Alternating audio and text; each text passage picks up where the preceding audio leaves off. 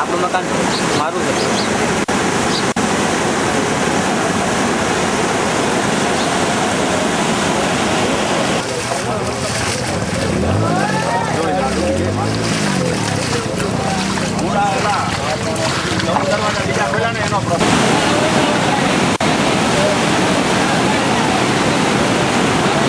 ઇન્દ્રાણા ગામના સરપંચ અબ્દુલભાઈ બોલું છું.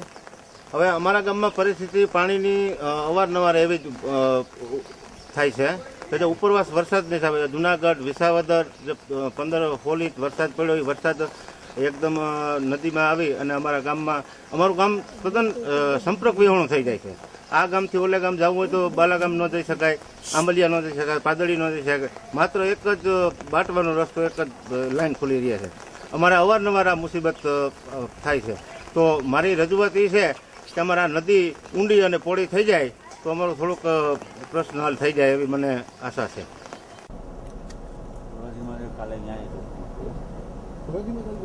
જોરદાર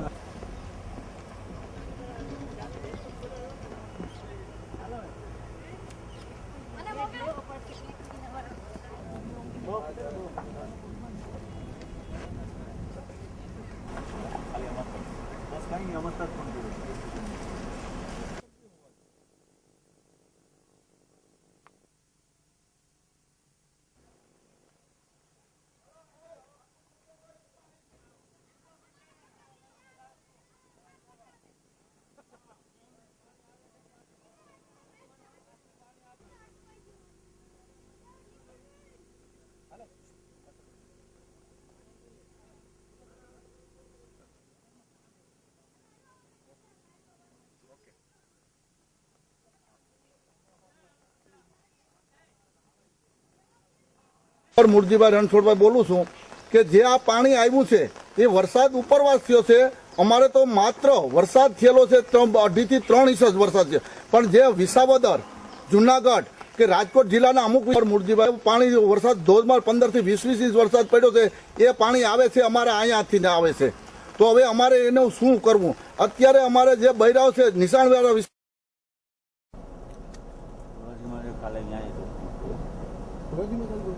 જોરદાર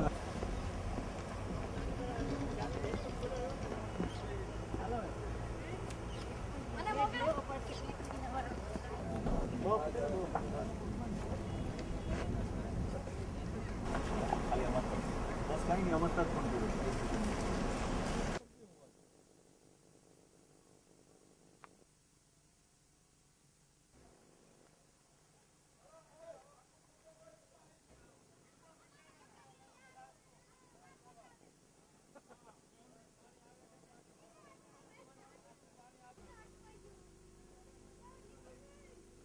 फैक्ट्रीज है। अगर आज रात 9 बजे तुम फ्री हो तो मैं तुम्हें अपनी दोनों फैक्ट्रीज के दर्शन दूंगी।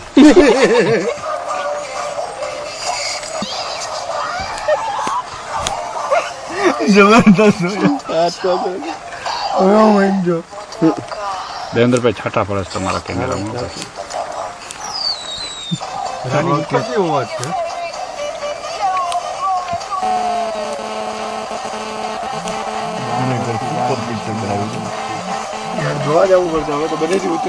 હા યાર બહુ મેં ઓલામાં જોયું.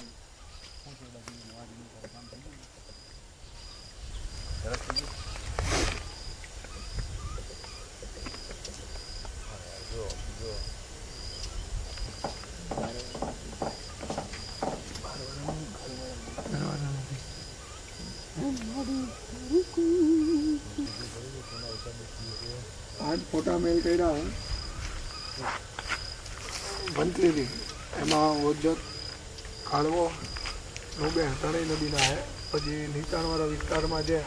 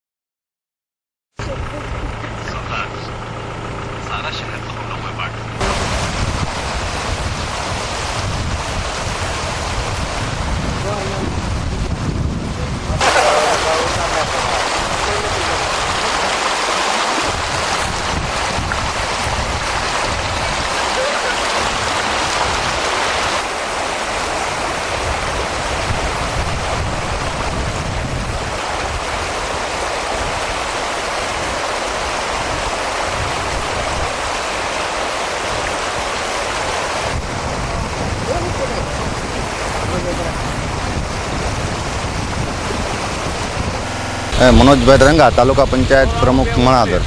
આજ રોજ અમે તાલુકા પંચાયતના ટીડીઓ સાહેબ, ગોયલ સાહેબ અને અમારી ટીમ સાથે આજે જોરદાર વરસાદ અમારા તાલુકામાં થતા અને ભાદર ડેમમાં જોરદાર વરસાદ થતાં ભાદર ડેમના પાટિયા ખોલતા અમે અમારા તાલુકાના ગામોની મુલાકાત લીધેલ, જેમાં સરાડિયા, મરમટ, ચીખલોદરા, ત્યાં બધાય પાણી ફરી વળતા અમે પાણીમાં ત્યાં બધા લોકો આવેલા. અને પોરબંદર મણાદર હાઈવે બંધ થઈ ગયેલ છે.